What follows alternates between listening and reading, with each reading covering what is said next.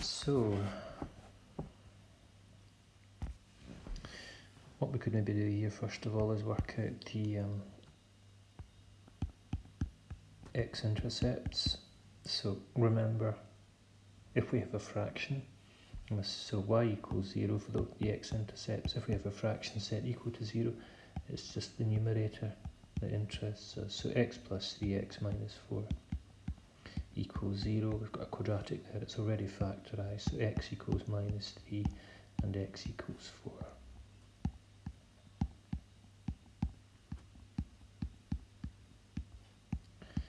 Y-intercept, x equals 0. Now, if we put x equals 0 into each of the brackets, we're just left with a constant, so y equals, on the top line it's going to be 3 times minus 4, and on the bottom line it's going to be minus 1 times 5, so that's 12 over 5. That's slightly awkward.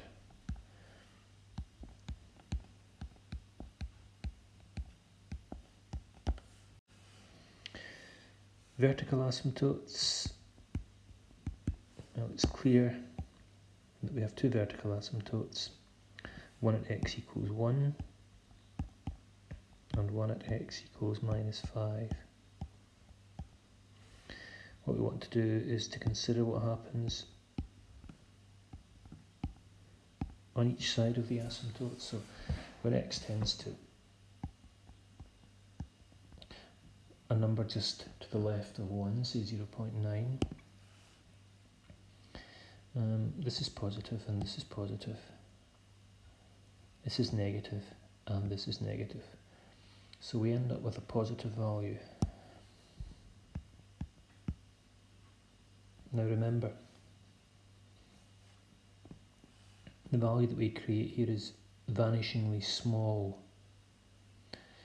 0.9 is just an example, but really want something as close to 1 as possible, but just below 1, so that when we subtract 1 from, we get a very, very small number. So we have a normal number, normal size number on top divided by something that's very small, and that's why infinity features.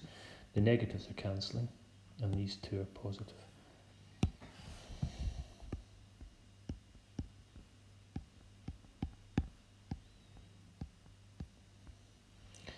So what happens here, these two are positive, this is positive and this is negative. So overall we'll have a negative value, and again it will be negative infinity.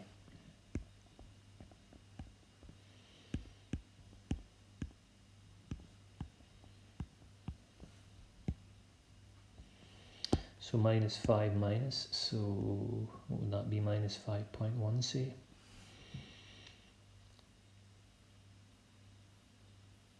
So that's going to be negative, and that'll be negative, that'll be negative, and that'll be negative as well. So we'll have positive infinity.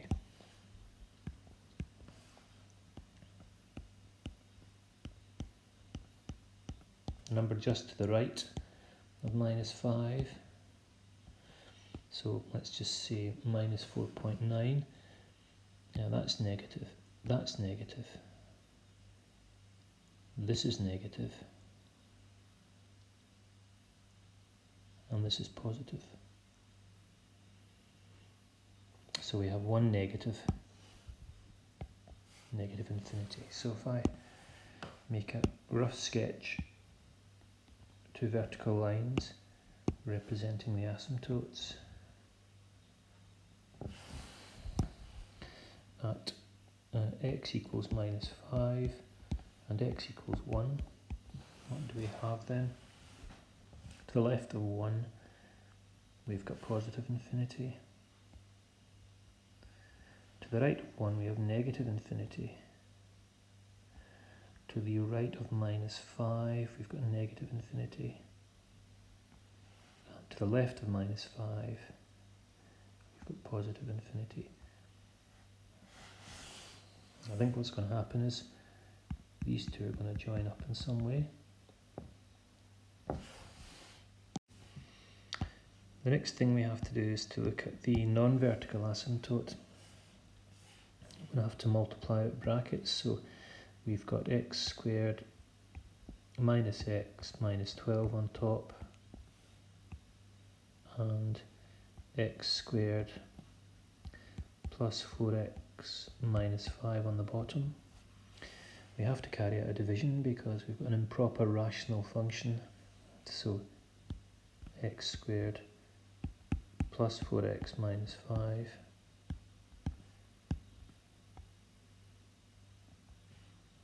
x squared minus x minus 12. What do I multiply this x squared by to get this x squared? I multiply by 1, so that gives me x squared plus 4x minus 5.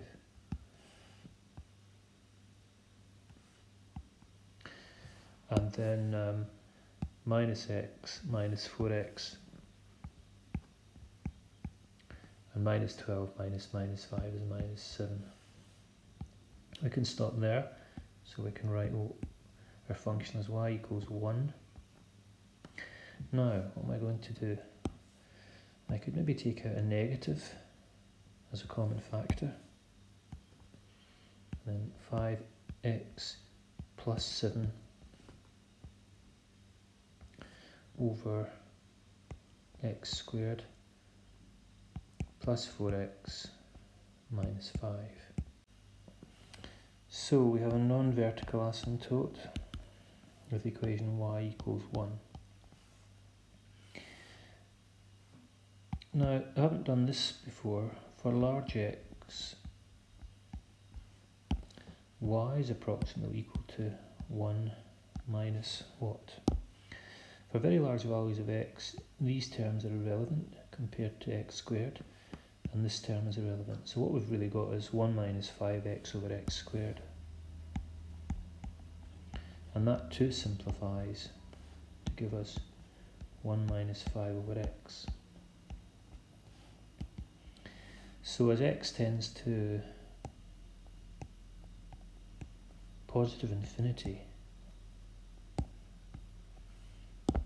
well, this term disappears. It's vanishingly small, a very large number on the bottom, so it's 1 take away a little bit, which is to say 1 minus.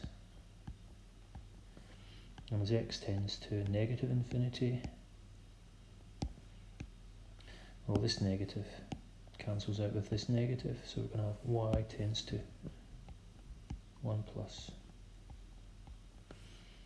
So if I make a sketch of my horizontal asymptote, for large positive values it's 1 minus, and for large negative values it's 1 plus.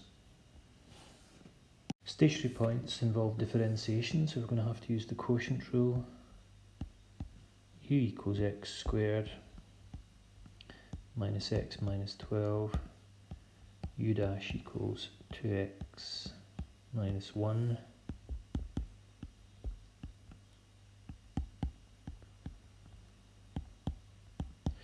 v dash equals 2x plus 4,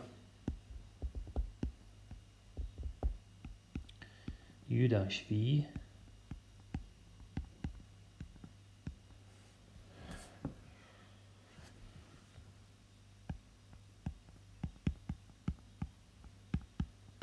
minus uv dash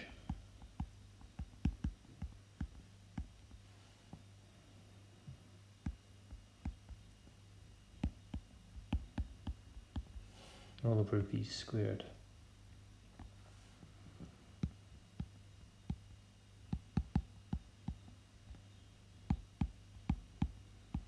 And that of course equals 0 for stationary points. So we'll have to work with the top line, which is very cumbersome, but there you are. So we've got 2x cubed plus 8x squared minus 10x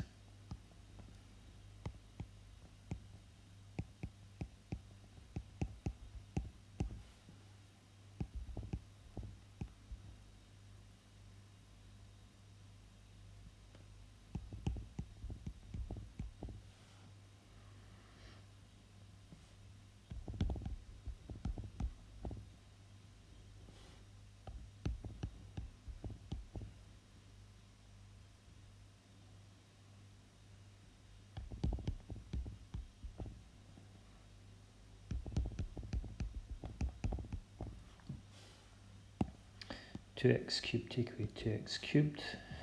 We've got 8x squared, 7x squared, 9x squared, 5x squared.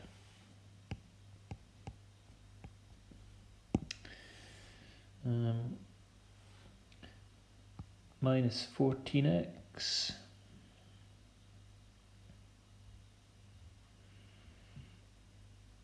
minus 10x, 14x.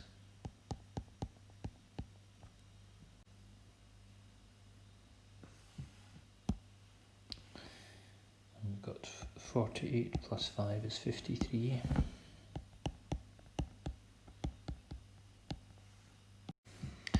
Now, this is not going to factorise. If we very quickly do a calculation for b squared minus 4ac, we find that the answer is less than 0. So there are no real roots and no stationary points.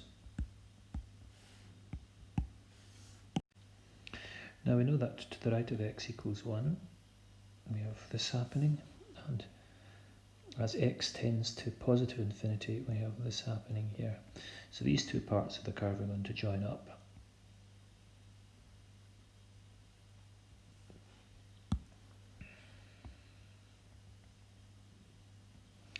We also know that there's an x-intercept at x equals 4.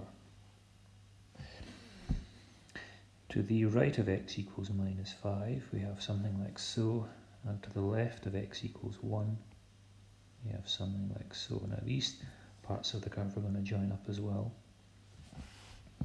As x tends to negative infinity, the function approaches y equals 1 from above, and as x tends to minus 5 from the left, we have this happening. So these two branches of the curve are going to join up. Now, we also have a y and an x-intercept at minus 3, which is somewhere about here. And we have a y-intercept at 12 over 5. 12 over 5 is 2.4, so that's above the horizontal asymptote. Now, what I'm going to have to do is to join up these two parts and make sure that the graph passes through. So I'm just going to rub these bits out again. Remember, your diagram is approximate, but it should be reasonably accurate. So it's something like this then.